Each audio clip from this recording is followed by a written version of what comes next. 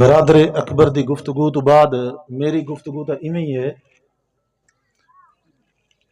جویں پہلے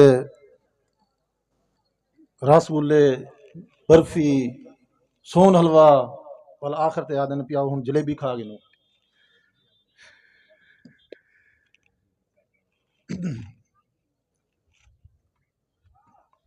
الحمدللہ رب العالمین والعاقبۃ للمتقین والصلاة والسلام علی اشرف الانبیاء والمرسلین اما بعد فاعوذ باللہ السمیع العلیم من الشیطان الرجیم من حمزہ ونفخہ ونفثہ یا ایہا الذین آمنوا اتقوا اللہ ولتنظر نفس ما قدمت لغد واتقوا اللہ ان اللہ خبیر بما تعملون۔ ہر قسم کی حمد و ثنا، کبریائی بڑائی خدائی، پاکی پکیزگی بزرگی برتری یکجائی تنہائی اکائی شہنشاہی و بادشاہی اللہ وحدہ لا شریک کی ذات کے لیے خاص۔ حمد و ثنا کے بعد ان گنت لا تعداد بے حد و حساب درود و سلام ہادی کائنات، خاتم الرسل، سید الانبیاء، امام المجاہدین جناب محمد الرسول اللہ صلی اللہ علیہ وسلم کی ذات گرامی پر اللہ سے دعا ہے اللہ مالک الملک مختصر ملاقات میں حق سچ بات کہنے کی توفیق عطا فرمائے۔ اللہ رب رحمان بیان کر لینے کے بعد مجھے اور آپ کو اس پر عمل کرنے کی توفیق عطا فرمائے۔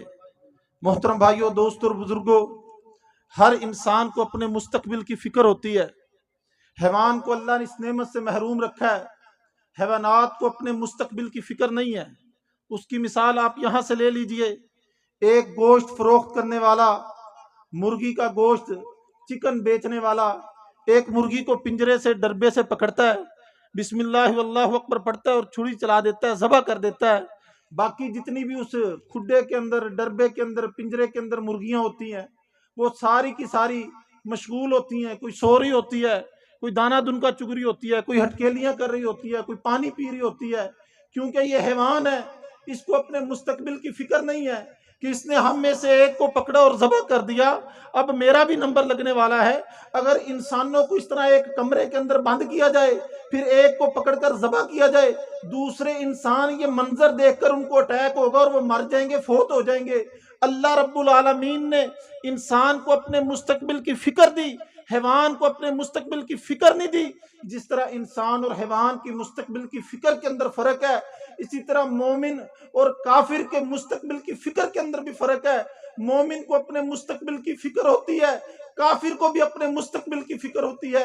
فرق یہ ہے، مومن مرنے کے بعد والے مستقبل کی فکر کرتا ہے، کافر مرنے سے پہلے والے مستقبل کی فکر کرتا ہے۔ وہ سوچتا ہے گاڑی اچھی ہونی چاہیے، شہرت ہو، عہدہ ہو، ترقی ہو، نام ہو، بینک بیلنس ہو، جائیداد و جاگیر ہو، جاہو منصب ہو، جاہو جلال ہو، پروٹوکول ہو، یہ ساری چیزیں وہ مرنے سے پہلے ڈھونڈتا ہے، اس کے لیے زندگی بسر کرتا ہے۔ اور جو مومن ہوتا ہے وہ کہتا ہے اللہ یہ جیسی کیسی ہے گزر جائے گی، میری قبر روشن ہو، مجھے پل صراط سے آسانی سے گزار دیا جائے، مجھے حوض کوثر پر نبی صلی اللہ علیہ وسلم سے پانی پینے کے لیے مل جائے، مجھے اللہ کے عرش کے سائے میں جگہ مل جائے، میری قبر ٹھنڈی ہو، میری جنت مجھے مل جائے، میری آخرت سنور جائے۔ وہ مرنے کے بعد والے مستقبل کی پلاننگ کرتا ہے، میرا نیکیوں والا پلڑا بھاری ہو، میرا نامہ مال اللہ میرے دائیں ہاتھ کے اندر تھما دے۔ محترم بھائیوں، میں نے اور آپ نے آج یہ جائزہ لینا ہے، میں کس مستقبل کی فکر کے اندر ہوں؟ مرنے کے بعد والی مستقبل کی فکر کے اندر ہوں یا مرنے سے پہلے والے کی پلاننگ کرتا ہوں؟ میری منصوبہ بندی کیا ہے؟ میری سوچ کیا ہے؟ میرے دنیا کے اندر رہن سہن کے طور طریقے کیا ہیں؟ میں مرنے سے پہلے کی پلاننگ کر رہا ہوں یا مرنے کے بعد کی پلاننگ کر رہا ہوں؟ اگر مرنے کے بعد کی پلاننگ ہے تو محترم بھائیوں آپ خوش نصیب ہو، آپ کے لیے پھر جنت ہے، آپ کے لیے خوشخبریاں ہیں، بشارتیں ہیں، نوید ہے۔ اگر مرنے سے پہلے کی پلاننگ کی ہے، آخرت کا کچھ نہیں سوچا تو گھاٹے کا ہی سودا ہے، خسارے کے سوا کچھ نہیں ملنے والا۔ رسول اللہ صلی اللہ علیہ وسلم نے جو جماعت تیار کی، صحابہ کی جماعت، اللہ رب العالمین نے جو روزے کا مقصد بیان کیا، لعلکم تتقون، متقی بن جاؤ، تقوی آ جائے۔ تقوی کیسا ہے؟ ابو بکر صدیق رضی اللہ تعالیٰ عنہ کو دیکھ لیجئے، اللہ اکبر کبیرہ، عید کا دن ہے، عید کا دن ہے، اور گھر کے اندر ایک اضافی ڈش پک گئی۔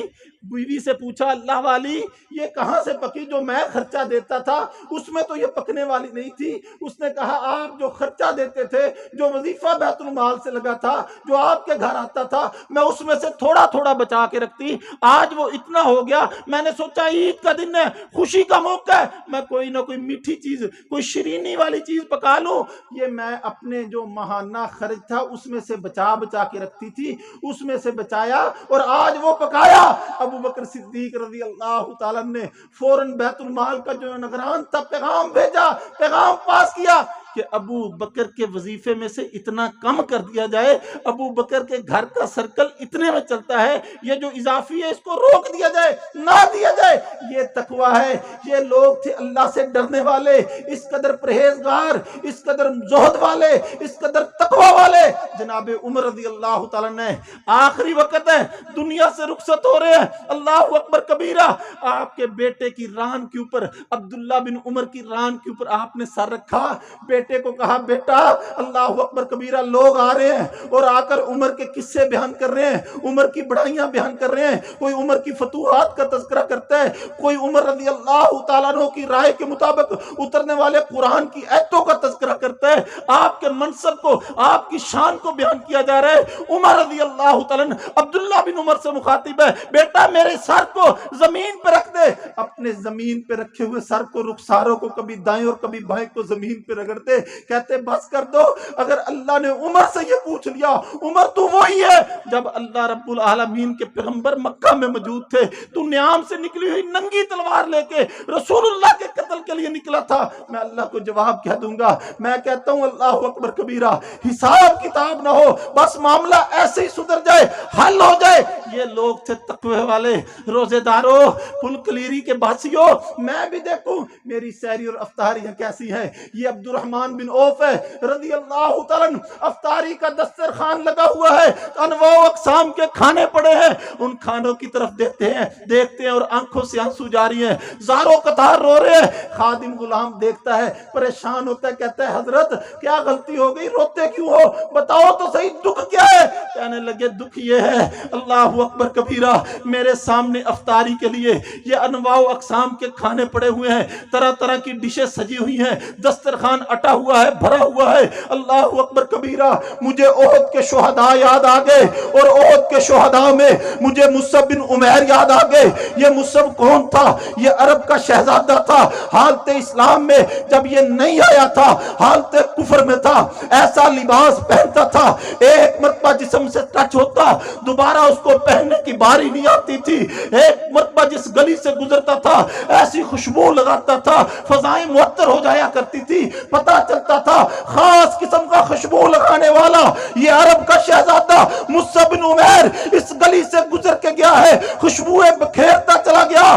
یہ وہ ہے جب احد کے اندر آیا، اسلام کو قبول کیا، اس کا لاشا پڑا تھا، یہ شہید ہو گیا۔ اللہ کے رسول کے صحابہ نبی صلی اللہ علیہ وسلم کے پاس آئے، آ کر کہنے لگے اللہ کے رسول مصعب کی لاش پڑی ہے، کفن کے لیے کپڑا نہیں ہے، یہ ایک چادر ہے، ایک چادر۔ اللہ کے رسول یہ جسم کو بھی پوری طرح نہیں ڈھانپتی، منہ کو ڈھانپتے ہیں، پاؤں ننگے رہ جاتے ہیں، پاؤں پر چادر ڈالتے ہیں، اللہ کے رسول منہ ننگا رہتا ہے۔ میرے پیغمبر علیہ السلام نے فرمایا ہے میرے صحابہ مصعب کے منہ کو چادر سے ڈھانپ دو، پاؤں کو اس خربوٹی ایک گھاس ہے اس کے ساتھ ڈھانپ دو۔ اللہ اکبر کبیرہ، رسول اللہ صلی اللہ علیہ وسلم کے صحابہ نے مصعب بن عمیر کو، وہ مصعب جو عرب کا شہزادہ تھا، وہ مصعب آج احد کے اندر پڑا تھا، پورا کفن کے لیے کپڑا نہیں تھا، پوری چادر نہیں تھی، پاؤں کے اوپر گھاس ڈال کے اس مصعب کو لحد کے اندر